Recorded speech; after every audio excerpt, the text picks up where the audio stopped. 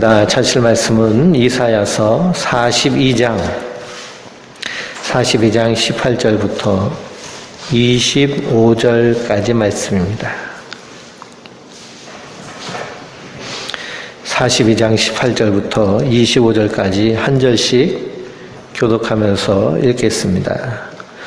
너희 못 듣는 자들아 들으라. 너희 맹인들아 밝히보라. 맹인들아 내 중에 아니라 누가 너와 그에게 사사같이 못 듣는 자였느냐. 누가 너의 신성들같이 맹인이었느냐. 누가 여호와의 종같이 맹인이었느냐. 내가 많은 것을 볼지라도 유의하지 아니하며 귀가 열려 있을지라도 듣지 아니하는도다.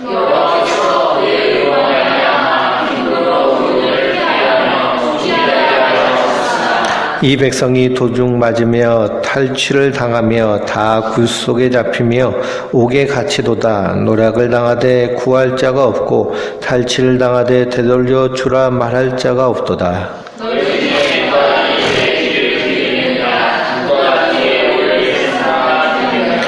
야곱이 탈취를 당하게 하신 자가 누구냐? 이스라엘을 약탈자에게 넘기신 자가 누구냐? 여호와가 아니시냐?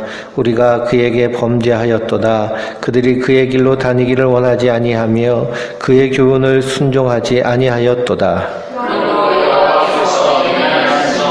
전쟁의 위력을 이스라엘에게 쏟아부으심에 그 사망에서 불타오르나 깨닫지 못하며 몸이 타나 마음에 두지 아니하는도다. 아멘. 할렐루야. 주님 주시는 은혜와 평강이 우리 성도님들 위해 늘 충만하시기를 주님의 이름으로 축원드립니다.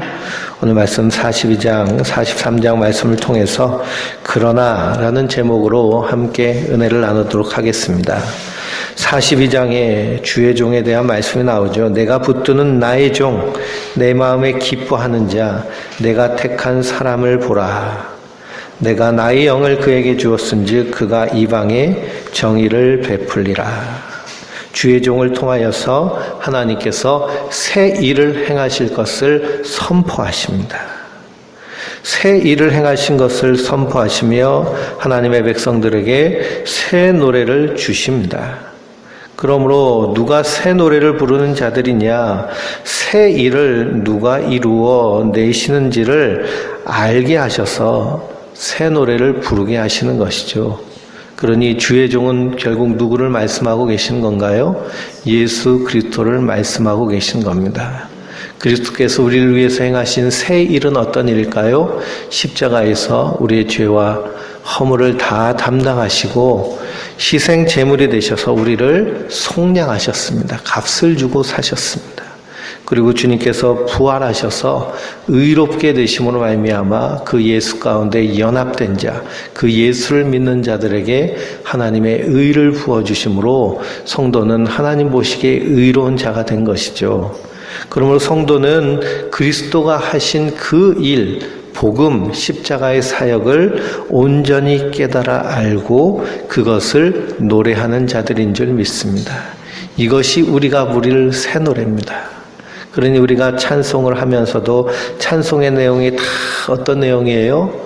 주님이 나를 구원하심으로 감사하며 찬양하며 이 땅에서 우리가 육신의 몸을 입고 살고 있지만 영원한 하나님 나라를 찬양하며 나의 주를 내가 그의 곁에 서서 배우며 나의 주를 내가 그의 손에 못자국을 보아 알겠네. 주님 나를 구원하심으로 내가 저 천성 하나님 나라에 거할 것을 믿는 확실한 믿음으로 주님을 찬양하는 이 노래가 하나님 우리에게 주신 새 노래인 줄 믿습니다. 그러므로 성도는 이 땅에서 예수 믿는 믿음으로 사는 것이요 하나님께 드려지는 거룩한 산 제사인 줄 믿습니다. 사도 바울이 분명히 말했죠. 너희 몸을 하나님 기뻐 받으시는 거룩한 산 제사로 드리라 라고 그랬습니다. 그럼 우리 몸을 어떻게 하나님께 산 제물로 드리겠습니까? 그것은 바로 예수 믿는 믿음으로 이 땅에 사는 것이 하나님을 예배하는 것인 줄 믿습니다. 그럼 우리가 이렇게 모여서 하나님의 말씀을 듣고 하나님이 그리스도를 통해서 행하신 그 일을 찬양하며 그분께 감사하며 영광 돌리는 것, 하나님 받으시는 예배입니다. 그렇지만 우리의 삶을 통해서 드리는 예배는 우리 안에 예수 믿는 믿음이 있어서 그 믿음이 세상 가운데 드러나고 그리스도의 향기요, 그리스도의 편지요, 그리고 그리스도의 그 복음을 증언하는 증인의 사명을 감당하는 것, 그것이 예배적 삶인 줄 믿습니다. 그러면 성도는 이 땅에서 항상 이 새 노래를 부르는 자들이죠. 그래서 하나님께서 이스라엘 백성들을 구원하시게 하시는 것, 이것이 하나님의 새 일입니다. 그 구원을 하시는 일을 통하여서 새 노래를 부르게 하시겠다는 것이죠. 1차적으로는 바벨론의 포로로 잡혀간 그들을 이스라엘로 회복시키시면서 바벨론을 심판하십니다. 고레스와 메대 나라를 통해서 바벨론을 심판하시고 그리고 이스라엘을 회복시키시죠. 그러므로 말미암아 하나님이 행하시는 새 일은 심판과 구원인데요. 그러면 그 심판과 구원을 행하실 것을 알고 이스라엘 백성들은 무엇을 해야 돼요? 새 노래를 불러야 됩니다. 새 노래를 불러야 돼요. 우리가 예수님이 나를 십자가에서 구원하심을 믿는 믿음, 믿어지는 믿음을 우리에게 주셨기에 우리가 이 땅에서 우리 입에서 나오는 모든 말과 노래가 예수님을 찬양하는 것인 것처럼 이스라엘도, 예루살렘도, 이 유대인들도 그렇게 해야 된다는 것입니다. 그런데 그들의 상황은 어떤가요? 그들의 상황은 18절 말씀해 보니까 너희 못 듣는 자들아 들으라, 너희 맹인들아 밝히 보라 라고 말합니다. 맹인이 누구냐? 내 종이라는 거예요. 바로 이스라엘을 가르칩니다. 그들이 하나님이 보내신 사자 같은데 어떤 자라는 거예요? 못 듣는 자라는 겁니다. 사자면은 보내는 사람의 그 명령을 분명히 듣고 가서 어떻게 하는 자들이에요? 전하는 자들입니다. 그런데 하나님이 새 일을 행하셨다고 선지자를 통해서 선포하였는데 이 이스라엘은 보아도 보지 못하고 들어도 듣지 못하고 배워도 깨우치지 못하는 그 모습이 바로 이스라엘의 모습입니다. 그러니 그들 향하여서 맹인이라고 하고 그들 향하여서 귀가 막혔다라고 주님께서 선언하십니다. 그래서 여호와께서 그의 의로 말미암아 기쁨으로 교훈을 크게 하며 존귀하게 하려 하셨지만 그들은 다 어떤 자들이란 거예요? 도둑 맞았다는 겁니다. 탈취당했다는 거예요. 다 굴 속에 잡히며 옥에 갇혔다. 노략질을 당해서 구할 자가 없다. 그래서 하나님을 주라고 말할 자가 없다는 것이죠. 누구한테 노략질을 당했나요?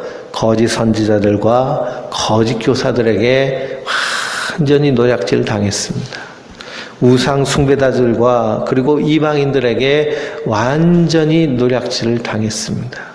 거짓 선지자는 뭐라고 하나요? 하나님의 심판을 통해서 구원을 분명히 선지자를 통해서 선포하고 말씀하셨는데 거짓 선지자들은 평안하다, 평안하다 이렇게 말하는 겁니다.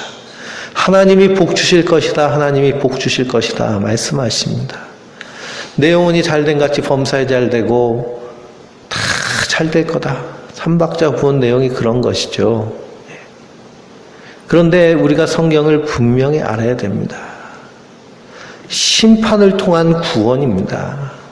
그냥 심판도 없이 바로 복 주시고 그것이 다 어디에 해당되는 복이에요? 이 땅에 해당된 복만 말하는 것.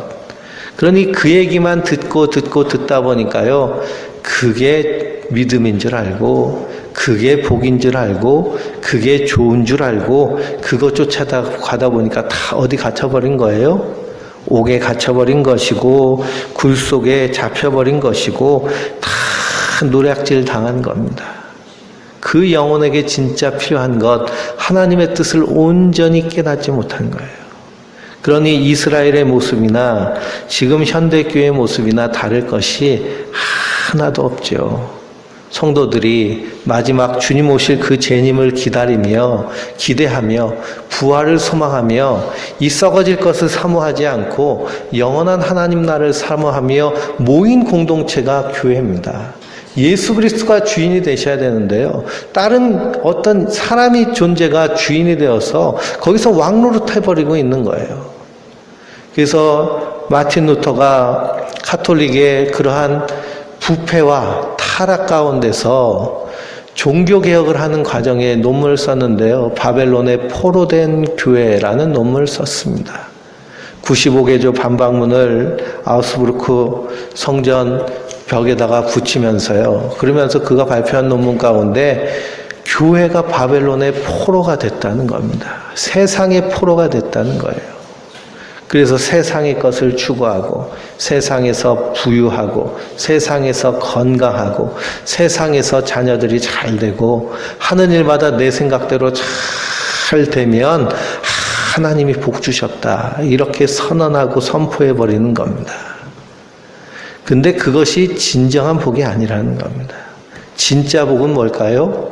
내가 죄인이어서 하나님의 심판대 앞에 설 그런 하나님의 원수된 자이고 죄인인데 나를 위해서 그리스도가 십자가에 달려 죽으심으로 말미암아 나를 구원하셔서 하나님 백성 삼으신 것, 이것보다 더 큰 복이 없는 것입니다.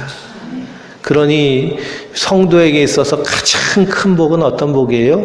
예수 믿는 것이 가장 큰 복입니다. 예수님이 우리의 가장 큰 복이에요. 그 외 다른 복은요, 예수 그리스도가 주시는 그 놀라운 구원의 은혜를 깨닫고 알면 나머지 복은 다 어떻게 생각되나요? 시시하게 여겨지는 겁니다. 뿐만 아니라 나머지를 하나님 앞에 우리에게 부어주신 복이 있죠. 종교개혁 이후에 그 종교개혁자들이요, 숙명론에서 소명론으로 이렇게 성경을 보는 시각을 바꿨습니다. 그러니 예전에는 중세시대에는 다 계급사회죠. 계급사회니까 그 계급에 태어난 것에 대해서 숙명적으로 받아들이고 그냥 거기에 따라서 노예처럼 사는 것이라면 직업 소명론을 얘기하면서 당신이 지금 가지고 있는 주신 그 직업이 하나님 주신 천직이다. 그래서 그 직분을 가지고 청지기처럼 충성할 때 하나님께서 그것을 통해서 하나님의 일을 이루신다라고 이렇게 직업을 보는 그런 시각이 바뀌어졌습니다. 그러니 그전보다 사람들이 어떻게 했을까요? 더 열심히 일하죠. 이 공산주의 국가는 공동 노동을 해서 공동 분배를 합니다. 그러니까 열심히 농사를 져도요, 자기 것이 하나도 없는 거예요. 그러니까 사람들이 어떻게 농사를 짓나요? 집단 농장에서 대충 농사를 짓는 겁니다. 공장에서 일하도요, 열심히 하지 않고 대충 하는 것이죠. 그러니 생산성이요, 급격하게 하락합니다. 그것이 소련 공산주의가 무너지는 이유 중에 하나죠. 그렇게 생산성이 떨어지는데요. 그래서 사유재산을 조금 인정해 줬어요. 그래서 너네 집 앞에 텃밭은 니들이 알아서 갖고서 먹어라. 그렇게 하는 겁니다. 그랬더니 어떻게 했어요? 집단 농장에는요, 뭘 심으면 이게 현찮아요. 자라지도 못하고 열매도 그냥 현찮고 상품성도 떨어지는데 자기 집 텃밭에 있는 것은 막 잘 자라는 겁니다. 왜 그래요? 그건 누구 거니까? 그건 내 거니까. 하여튼 이런 직업 소명론을 가지고 이렇게 유럽 사회가, 영국 사회가 이렇게 변모되고 바뀌면서 산업혁명이 일어나면서 경제적으로 그리고 삶의 수준이 상당히 올라갔죠. 근데 이것이 자꾸 변질돼서 결국에는 이것이 세상에서 복받고 잘 되는 것이 하나님 주신 복으로 생각하는 것입니다. 근데 하나님 주신 복이 맞죠. 그러나 내가 예수 믿어 구원받은 것에 비하면 그것은 어떤 거예요? 사도 바울은 뭐라고 하나요? 그것을 배설물과 같이 여겼다라고 말합니다. 그것은 내가 주의 일을 감당하기 위해서 하나님께서 내게 맡겨주신 청지기 사명을 가지고 감당하면 되는 줄 믿습니다. 근데 정말 중요한 복은 도외시하고 다른 것들, 이 세상에서 잘 되는 것에만 몰두하고 바라보니 정말 중요한 걸 잊어버린 거예요. 이것이 지금의 교회의 모습입니다. 그래서 강단에서 선포되는 말씀들이 다 어떤 말씀이에요? 이 땅에서 잘되고 평안하고 행복한 걸 가리킵니다. 죄 많은 이 땅에서요, 우리가 아무리 행복하려고 노력해도 저 하나님 나라에서 누리는 그 행복하고는 비교가 될 수 있을까요? 없을까요? 없습니다. 그런데 자꾸만 땅의 것을 말하는 겁니다. 이것이 바로 도둑 맞은 것이며 탈취당한 것이며 굴 속에 갇힌 것이며 옥에 갇힌 겁니다. 그래서 그들이요 정말 복음이 뭔지도 모르고 예수 그리스도가 믿는 것이 뭔지도 모르고 교회 다니는 사람들이 참 많아요. 그러니 우리 주변에 교회 열심히 다니는 사람들 보고 복음이 뭔지 좀 설명해 주세요 라고 물으면 대답하는 사람이 별로 없습니다. 심지어는요, 목회자들한테 복음이 뭡니까? 물으면 복음 좋은 것이죠. 굿뉴스 아닙니까? 이렇게 하고 얼버무리는 사람들도 있습니다. 참으로 심각하죠. 한번 물어보세요. 주변에 있는 열심히 교회 다니는 분들한테 복음이 뭔가요? 물어보세요. 알지를 못하는 겁니다. 왜 모를까요? 강단에서 말씀이 선포되지 않기 때문에 그렇습니다. 우리 성도님들도요, 복음이 뭡니까? 라고 말하면 어떻게 얘기해야 돼요? 네? 예수 그리스도의 십자가와 부활이 복음입니다. 라고 분명히 말해야 됩니다. 구원파가 와서요, 당신은 언제 구원받았습니까? 라고 하면 어떻게 대답하실 거예요? 당신은 언제 구원받았습니까? 우리는 언제 구원받았어요? 에베소서 1장에 뭐라고 말씀하고 있나요? 하나님께서 태초부터 우리를 예정하셨다고 그랬습니다. 나는 하나님이 천지를 창조할 때부터 구원받은 자로 예정된 자라고 말하면 되죠. 언제 받았더라? 세례 받았을 땐가? 안 그러면 기도원에서 기도할 때 눈물 났었는데 그땐가? 안 그러면 중학교 3학년 때 수련회 갔다가 막 방언 터졌을 때 그땐가? 마귀는요 그런 걸 노리는 겁니다. 성경은요 하나님이 택하신다고 그러셨잖아요. 택하신다. 내가 믿기로 작정해서 믿는 것이 아니고요, 하나님 우리를 택하셔서 우리에게 믿음 주시고 그리고 복음을 깨닫게 하여 주시는 줄 믿습니다. 이것이 하나님의 은혜로 된 것입니다. 그러니 구원파가 언제 구원받았냐라고 물으면 뭐라고 대답하면 되는 거예요? 태초부터 하나님으로부터 예정받은 자가 난데 그딴 소리 하지 말라고 말합니다. 그럼 당신은 언제 구원받았냐 물어보세요. 당신은 당신 스스로 구원받았냐? 당신 노력으로 구원받았냐? 당신의 수고로 구원받았냐? 물어보세요. 우리가 무슨 노력, 수고로 구원받을 수 있겠습니까? 우리의 구원의 값이 얼만데요? 우리를 속량하시기 위해서 주님이 어떻게 하셨어요? 십자가에 달려 죽으셨습니다. 그러니 갚을 수 있는 내가 무엇을 해서 구원을 받는 것은요, 구원이 아닙니다. 그럼 빚이죠, 빚. 은혜란 것은 갚을 수 없는 것입니다. 그래서 하나님께서 값없이 주신 거예요. 왜 값없이 주셨을까요? 갚을 수가 없은 겁니다. 우리가 무슨 수로 그 하나님이 사람이 돼서 나를 위해 십자가에 달려 죽으셨는데 그걸 무엇으로 갚겠어요? 그럼 우리가 바다에 빠져가지고 죽어가는데 어떤 사람이 나 대신 날 살리고 죽었어요. 그러면 그 사람한테도 갚을 수 있나요? 보상할 수 있나요? 우리는 목숨이라는 것을요, 보상하고 갚을 수 있는 능력이 없습니다. 어떤 보험회사에서 광고를 하는데 5억을 받았습니다. 이렇게 광고가 나와요. 5억을 받았습니다. 남편이 죽었는데요, 보상금으로 5억을 보험에서 지급해줬다는 거예요. 그러면서 옆에 있는 조그만 아이랑요, 행복하게 웃고 있어요. 5억 준다고요, 아버지가 없어진 아이가 행복해질까요? 행복해지지 않죠. 위로는 될지언정 그것으로 행복하지 않습니다. 그러니 우리가 받은 은혜가 얼마나 큰지 분명히 알아야 되는데 이것이 제대로 선포되지 않는 것이 지금의 모습입니다. 그래서 기독교 방송을 틀어봐도 다 행복한 길, 복 받는 길, 이 땅에서 승리하는 길, 그런 것만 나오죠. 저 하늘 소망을 가지고 이 땅을 고난 가운데서도 기쁨과 감사로 사는 길, 예수를 닮아서 우리 인격이 점점 주님의 형상을 나타나는 길, 그런 것을 가르치지 않는 것이 바로 이사야 선지자를 통하여서 하나님이 탄식하신 그 탄식과 똑같은 것을 우리가 발견할 수 있습니다.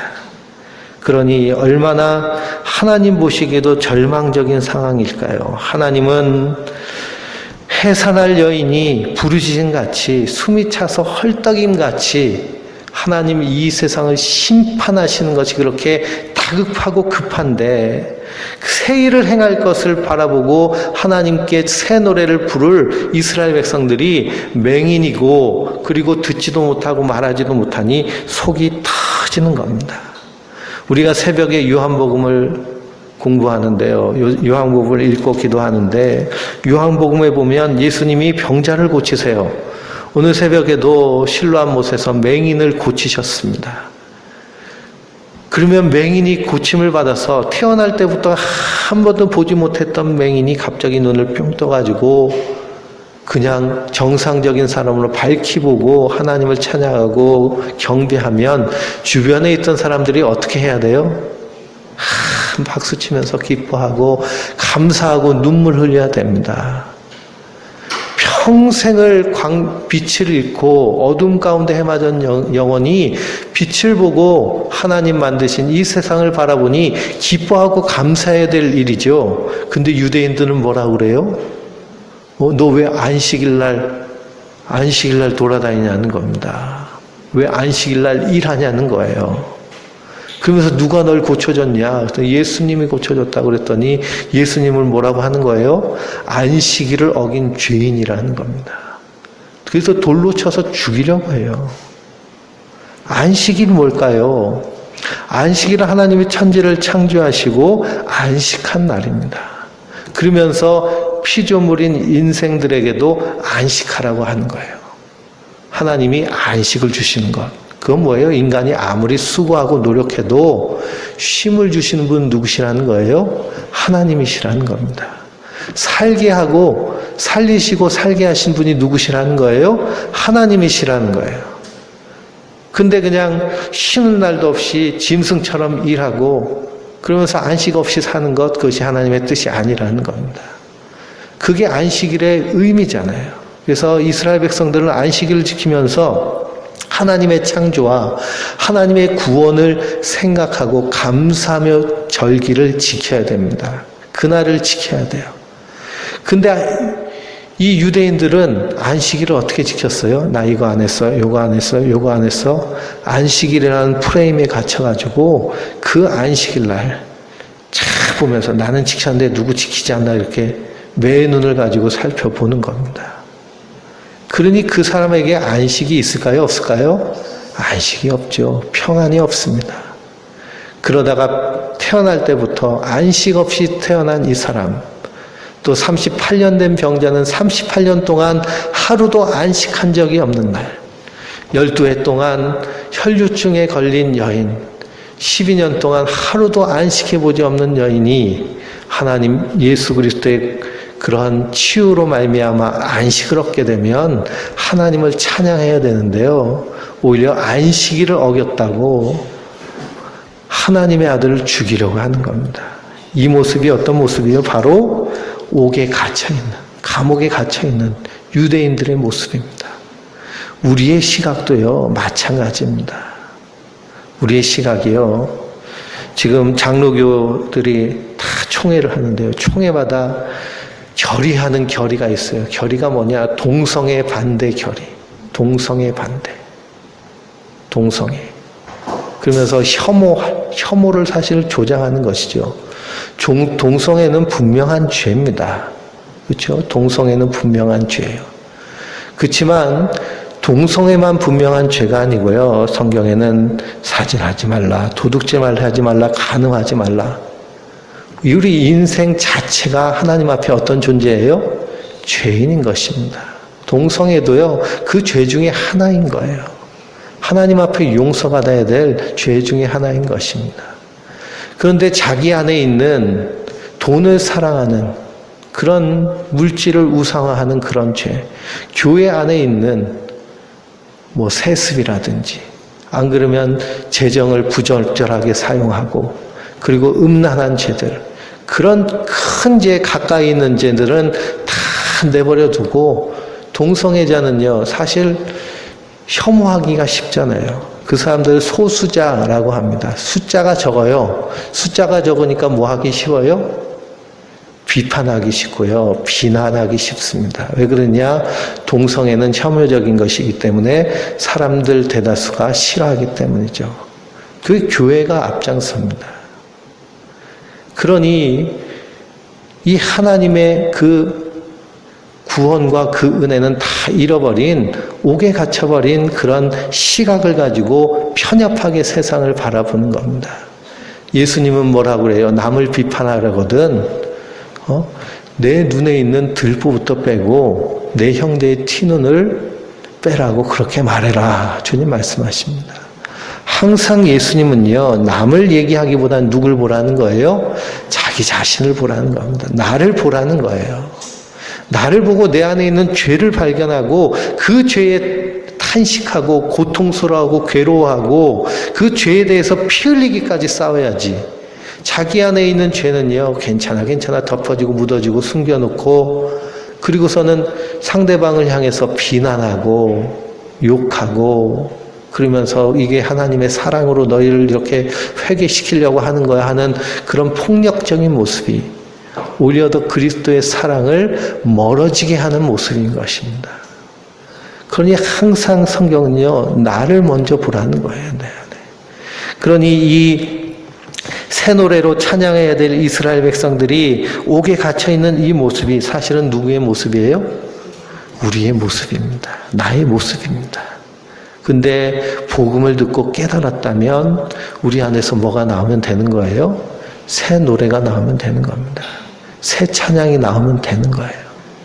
근데 이 주변에 있는 사람들이 그걸 깨닫지 못하면 우리는 어떻게 하면 돼요? 안타깝게 기도하면 됩니다. 그리고 복음을 증거하면 돼요. 복음을 증거하면.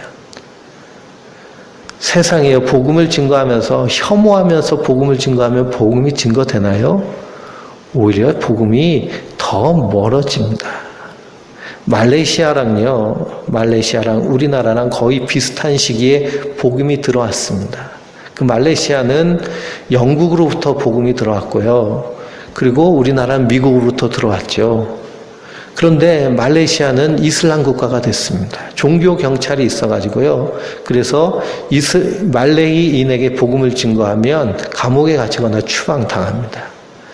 근데 한국은요, 교회가 엄청나게 많아졌죠. 뭐 가는 곳마다 교회가 곳곳에 있습니다. 말레이시아에는요, 교회 찾기가 참 힘들죠. 그 이유가 뭘까요? 말레이시아에 영국 선교사들이 왔을 때 어떤 사람들이 왔느냐? 영국에 그러한 무역선을 타고 같이 왔습니다. 그래서 말레이시아에 있는 물자들을 다 수탈해 가는데 거기서 번역하면서 거기서 통역하면서 누가 했느냐? 선교사들이 다 했어요. 그러니 도둑놈하고 같이 와서 선교를 하니 그 선교가 돼요? 안 돼요? 안 되죠. 그러니까 말레이시아는 기독교를 미워하는 겁니다. 근데 요즘 미스터 선샤인이라는 드라마가 있는데요. 그 드라마 참 재밌는데 거기서 보면 주인공이 누구 때문에 미국을 갔냐? 선교사 때문에 미국 가서 그래서 다시 돌아와서 하는데 이 선교사들이 기도는 안 하고 뭐 했다고 그래요? 그 이환익이라는 사람이 기도는 안 하고 나라 일을 돕는다고 그래요.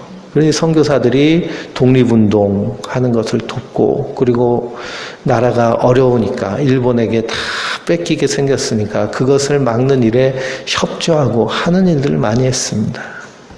그런 기독교의 역사가 있기 때문에요. 뿐만 아니라 6.25 전쟁이 일어나고 나라가 다 폐허가 됐을 때 그때 다 먹을 것 없어 굶어 죽을 때 먹을 것, 입을 것 가져다 준 데가요. 다 교회입니다. 교회. 미국 선교부에서 엄청나게 지원을 해줬어요. 그래서 한국의 교회가 이렇게 많아진 겁니다. 왜 그러냐? 도와주는 사람으로. 함께 해주는 사람으로 왔기 때문이죠. 복음은 절대로 대적하면서 복음이 전파되지 않죠. 그러니 복음을 증거하는 제자들을 주님께서 보내시면서 뭐라고 말씀하시는 거예요? 너희는 뱀처럼 지혜롭고 비둘기처럼 순결하라 라고 하십니다. 그러니 그런 동성연애를 하는 소수자들 향해서도 불쌍하게 여기는 마음을 가지고, 왜 그러느냐, 그 동성연애라는 것이 대부분 이 젊은 청년들이 많거든요. 그들이 나중에 40이 되고 50이 되면요, 인생이 완전히 무너져 있습니다. 몸과 마음이요, 만신창이가 되는 거예요. 왜 그러느냐, 젊은 혈기에 그렇게 음란함을 즐기지만 결국 그건 마귀가 그것을 사용해서 그 인생을 완전히 송두리째 무너뜨리는 것이기 때문입니다. 그 결말을 보면요, 말할 수 없이 비참해요. 그러니 그 결말을 보면서 불쌍히 여기는 마음으로 다가가야죠. 혐오하면서 하면 오히려 복음이 증거되지 않는 것이죠. 그러니 이 모습이 바로 우리의 모습이다.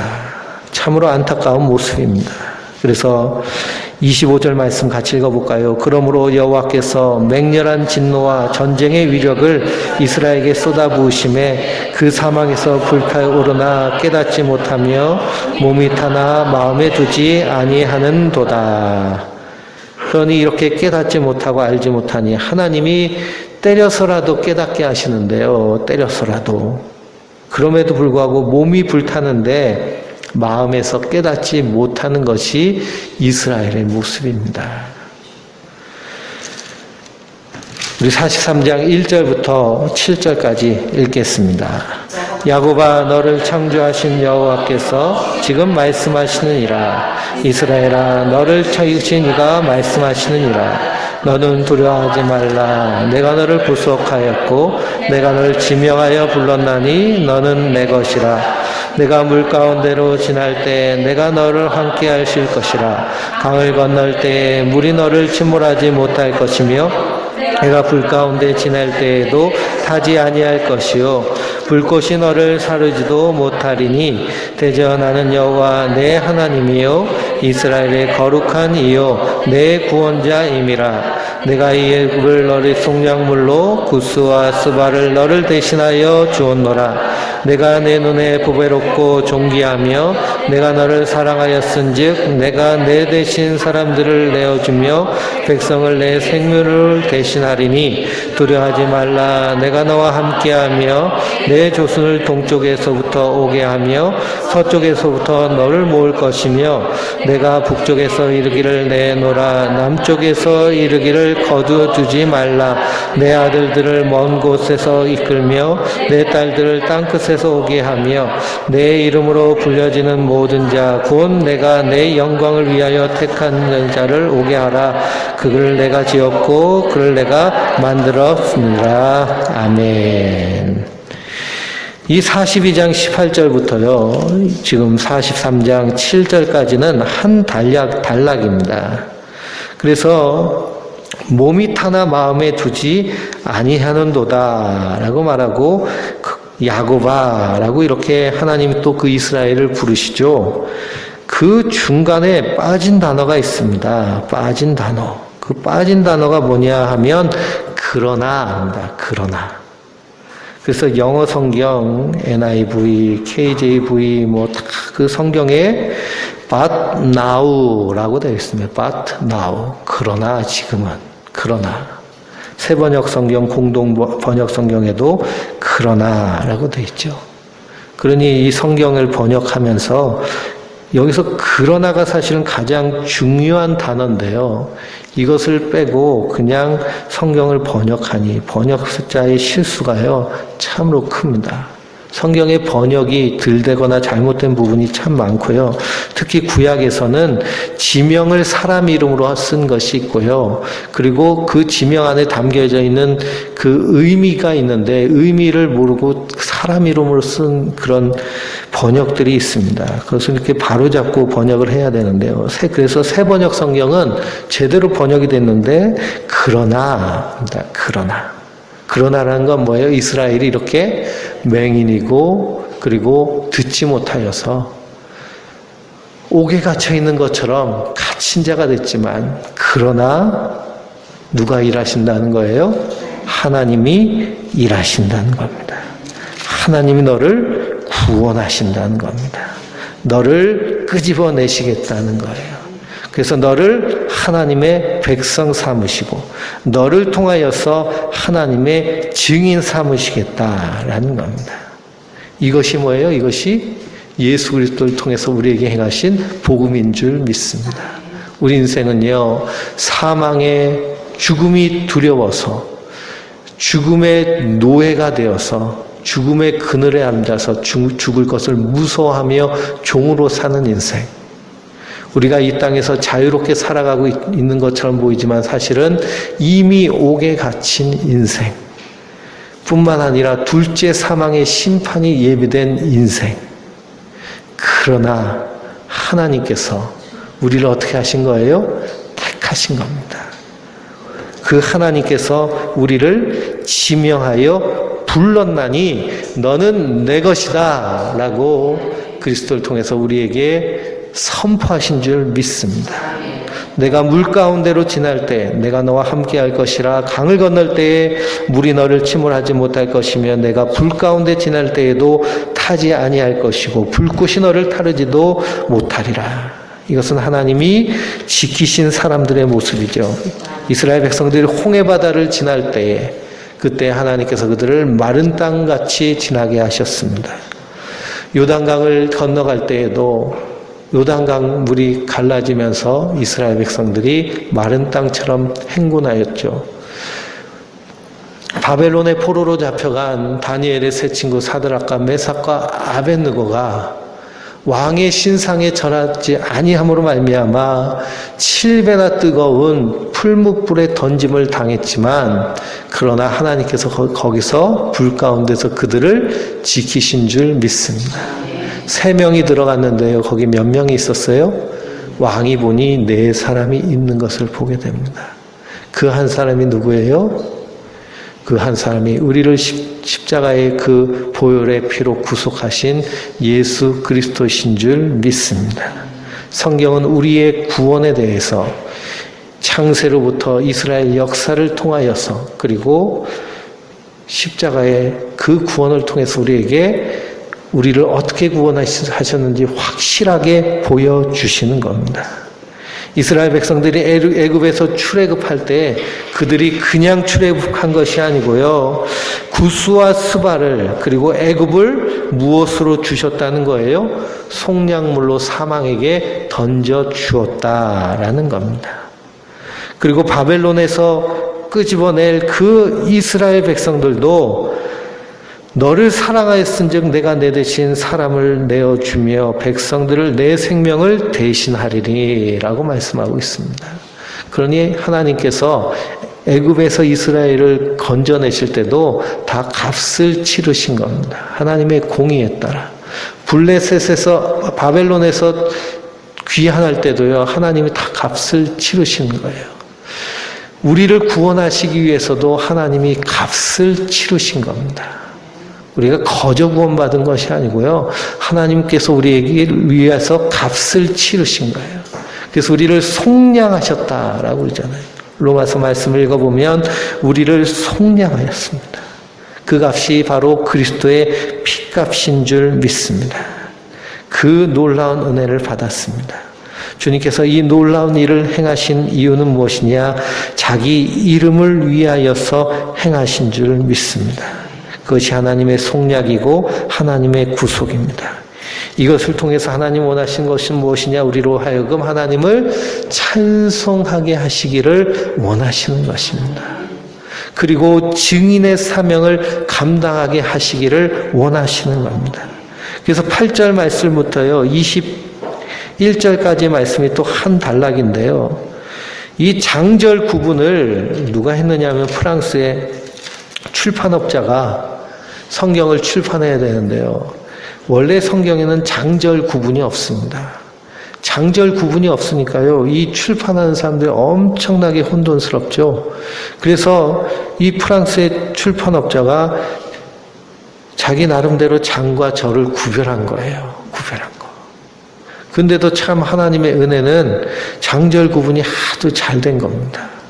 근데 구약 같은 경우에는요, 장절 구분이 이렇게 잘 안 된 것이 있는데, 우리가 읽는 이 부분이 단락단락이 이렇게 좀 섞여 있습니다. 그래서 이렇게 구속하셔서 하나님이 우리를 무엇으로 삼으시려고 하느냐? 증인으로 삼으시라는 거예요. 그래서 10절 말씀을 볼까요? 나 여호와가 말하노라 너희는 나의 증인 나의 종으로 택감을 입었나니 이는 너희가 나를 알고 믿으며 내가 그인 줄 깨닫게 하려 함이라. 나의 전에 지음을 받은 신이 없었느니라 나의 후에도 없으리라. 그 하나님의 구원을 우리로 하여금 무엇으로 삼으신 거예요?